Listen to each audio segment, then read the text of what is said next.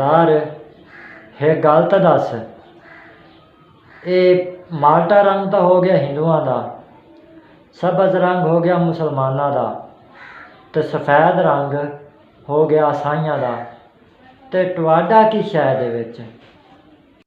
ਇਹਦੇ ਵਿੱਚ ਜਿਹੜਾ ਡੰਡਾ ਹੈਗਾ ਉਹ ਤੇਰੇ ਪਿਓ ਦਾ ਹੈਗਾ। no, no, no, no.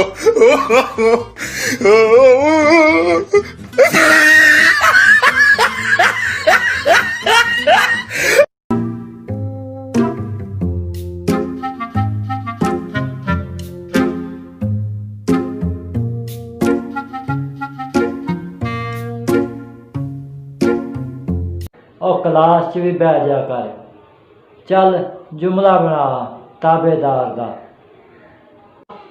एदा जुमला हाँ, जफ्फी कुट के जे पावे एक बार गुजरा, सारी जिंदगी रवांगी ताबेदार गुजरा। चल बस्ता चक ते नस जा, वड्डा नरगस दा पुत्तर।